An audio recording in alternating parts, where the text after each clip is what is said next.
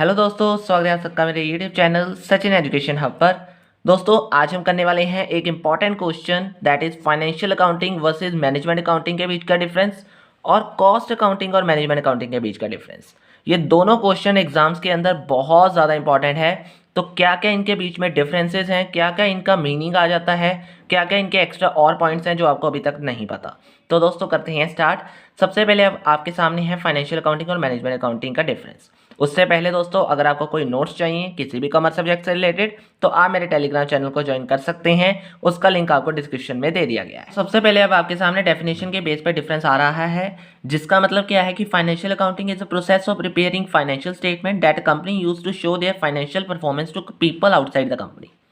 यानी accounting users, यानी जो यूजर्स अकाउंटिंग इन्फॉर्मेशन लेना चाहते हैं, उनको आप अपने कंपनी की फाइनेंशियल स्टेटमेंट दिखाना चाहते हो, और वो फाइनेंशियल स्टेटमेंट को प्रिपेयर करना किसके अंदर आ जाता है, फाइनेंशियल अकाउंटिंग के अंदर आ जाता है। तो ये इसका मीनिंग हो गया। मैनेजमेंट अकाउंटिंग का मतलब क्या होता है, एक ऐसी प्रैक्टिस जिसके अंदर आप आइडेंटिफाइंग करते हो, मेजरिंग करते हो, एनालाइजिंग करते हो, कम्युनिकेटिंग या इंटरप्रेटिंग करते हो किसकी, फाइनेंशियल इंफॉर्मेशन की। किस पर्पस के लिए, ताकि आप अपने मैनेजर्स को इसके रिलेटेड इंफॉर्मेशन दे सको और वो इस इंफॉर्मेशन से फ़ायदा उठाकर क्या कर सके, अपने ऑर्गेनाइजेशन की गोल्स को अचीव कर सके। तो ये डेफिनेशन के बेस पे आपका डिफरेंस हो गया। अब इनके मेन ऑब्जेक्टिव क्या है। फाइनेंशियल अकाउंटिंग का मेन जो ऑब्जेक्टिव आ जाता है वो है give periodical report to the owners. अपने ओनर्स या क्रेडिटर्स को पीरियोडिकली रिपोर्ट प्रोवाइड करना इसका ऑब्जेक्टिव है। और इसका मेन ऑब्जेक्टिव है assist the internal management. Internal management जो है उनको असिस्ट करते रहना बार बार, टाइम टू टाइम, ताकि वो अपने गोल्स को अचीव करना ना भूलें। अब स्कोप है तो इसका लार्जर हो जाएगा, क्योंकि ये पूरे बिजनेस की बात करते हैं यहाँ पे हम। और मैनेजमेंट अकाउंटिंग के अंदर स्मॉलर हो जाएगा, क्योंकि ये फाइनेंशियल अकाउंटिंग के ही पार्ट का हिस्सा होता है। अब अकाउंटिंग प्रिंसिपल्स आप बहुत बार जर्नल लेजर करते हो तो वहाँ पे अकाउंटिंग प्रिंसिपल्स यूज़ करते हो, लेकिन मैनेजमेंट अकाउंटिंग में ऐसा कुछ भी नहीं होता, उसमें कोई प्रिंसिपल फॉलो नहीं होता। अब यूजेज की बात करते हैं तो अभी बात की थी, इन्हें ऑनर्स और क्रेडिटर्स को देना पड़ता है। सिमिलरली पब्लिक के लिए ये हम प्रिपेयर करते हैं, जबकि मैनेजमेंट अकाउंटिंग हम मैनेजमेंट के लिए ही प्रिपेयर करते हैं। तो ये डिफरेंसेस बहुत छोटे छोटे हैं, आपके लिए बहुत छोटे छोटे तैयार किए गए हैं ताकि आपको ईजिली याद हो जाए। अब लीगल कंपल्जन क्या है। अगर आप फाइनेंशियल अकाउंटिंग कर रहे हो तो जर्नल लेजर फाइनेंशियल स्टेटमेंट बनाना सबके लिए ज़रूरी है, एवरी बिजनेस के लिए। लेकिन मैनेजमेंट अकाउंटिंग सिर्फ और सिर्फ आप अपने वॉलंटियर बेसिस पे, यानी जब आप चाहो तब आप कर सकते हो, उसके बेस पे आपको चलना है, किसी कंपल्जन पे नहीं है। अब पार्टीज कौन सी होगी यहाँ पे, एक्सटर्नल और यहाँ पे इंटरनल। यानी आपको यहाँ पे एक्सटर्नल पार्टीज़ की ज़रूरत पड़ती है कि आपने जो इन्फॉर्मेशन दिखानी है वो किसे दिखानी है, एक्सटर्नल पार्टीज़ को। और यहाँ पे आप सिर्फ इंटरनली काम करते हो अपने मैनेजमेंट पर्पज़ के लिए। अब और डिफरेंसेस भी हैं, जैसे नेचर के बेस पे, तो ये पास बेसिस की इन्फॉर्मेशन पे चलता है, जिसलिए ये इसकी लिमिटेशन भी मानी जाती है कि हिस्टोरिकल नेचर के बेस पे हम फाइनेंशियल अकाउंटिंग को करते हैं। जबकि हिस्टोरिकल और फॉरवर्ड लुकिंग, यानी ये भी डाटा पर बेस है कि जो पास पे डाटा होता है उसके बेस पे चलता है मैनेजमेंट अकाउंटिंग, लेकिन ये फॉरवर्ड लुकिंग भी है। ये आपको डिसीजन मेकिंग करने में हेल्प करती है कि आपने आगे क्या क्या करना है। अब ये आते हैं नॉन मॉनेटरी आइटम्स के ऊपर। तो यहाँ पे आप बिल्कुल भी नहीं लेते नॉन मॉनेटरी आइटम्स को, लेकिन मैनेजमेंट अकाउंटिंग के अंदर आप नॉन मॉनेटरी आइटम्स को ले लेते हो, जैसे कैश फ्लो के अंदर और फंड फ्लो के अंदर। अब रिपोर्टिंग पीरियड क्या आ जाता है। अगर आप रिपोर्टिंग पीरियड की बात करते हो तो इसमें बहुत ज़्यादा लंबा हो जाता है, क्योंकि जब आपने इतना बड़ा प्रोसेस यानी पूरे बिजनेस को इंक्लूड करना है तो प्रोसेस भी बहुत लंबी होगी।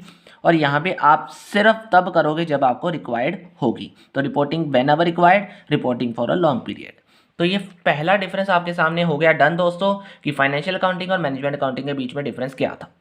अब हम बढ़ते हैं अपने नेक्स्ट जो डिफरेंसेस हैं, दैट इज कॉस्ट अकाउंटिंग और मैनेजमेंट अकाउंटिंग के बीच का डिफरेंस। तो पहले नंबर पे आपके सामने वही डेफिनेशन है, इसकी डेफिनेशन मैं करवा चुका हूँ। अब मेन इसकी देखो कि deals with the collection and recording, classification, ascertaining and analysing.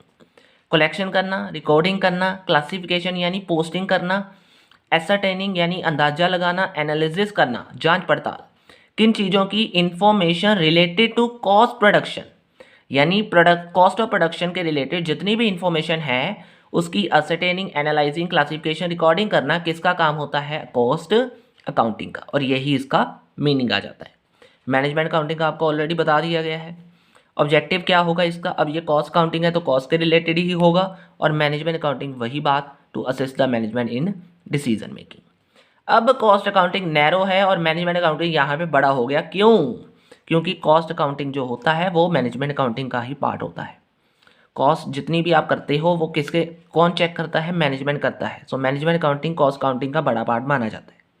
अब डिपेंडेंस की बात करते हैं तो कॉस्ट अकाउंटिंग मैनेजमेंट अकाउंटिंग के ऊपर डिपेंड नहीं करता, लेकिन मैनेजमेंट अकाउंटिंग अगर कॉस्ट को इंक्लूड करता है तो ऑटोमेटिकली डिपेंड भी करता है। तो यहाँ पे एफिशिएंसी आपको अगर चाहिए, इफेक्टिवनेस चाहिए, तो मैनेजमेंट अकाउंटिंग हो या ना हो आपको फ़र्क नहीं पड़ता, लेकिन मैनेजमेंट के अंदर कॉस्ट अकाउंटिंग का होना बहुत ज़रूरी है। अब डाटा सोर्स देखते हैं तो obtain data from financial accounting. तो फाइनेंशियल अकाउंटिंग से जब डाटा ले रहे हो तो वहाँ पे आपको किसके ऊपर किस पर्पज़ के लिए चाहिए? कॉस्ट अकाउंटिंग के लिए। और अगर आप मैनेजमेंट बना रहे हो, मैनेजमेंट अकाउंटिंग तैयार कर रहे हो, तो आपको दोनों के लिए यानी दोनों में से आपको डाटा चाहिए, यानी फाइनेंशियल अकाउंटिंग में से भी चाहिए और कॉस्ट अकाउंटिंग में से भी चाहिए।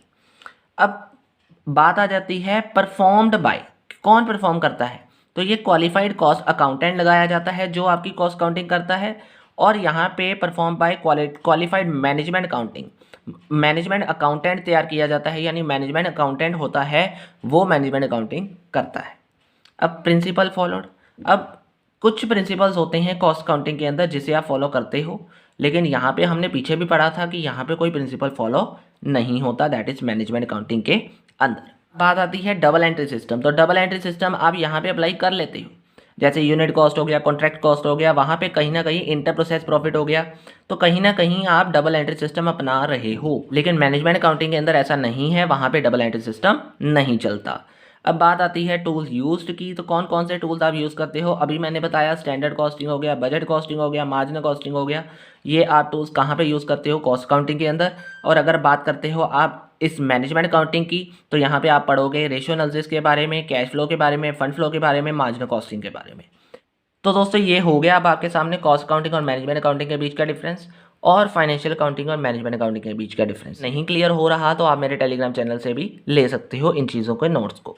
तो दोस्तों आज के लिए इतना ही है। होप सो वीडियो अच्छी लगी होगी। वीडियो अच्छी लगी है तो लाइक शेयर एंड सब्सक्राइब तो बनता है दोस्तों। आज के लिए इतना ही है। अगर कोई प्रॉब्लम आ रही हो तो नीचे दिए गए कमेंट बॉक्स में कमेंट कर देना, नहीं तो वीडियो को लाइक शेयर एंड सब्सक्राइब जरूर कर देना। Thank you very much.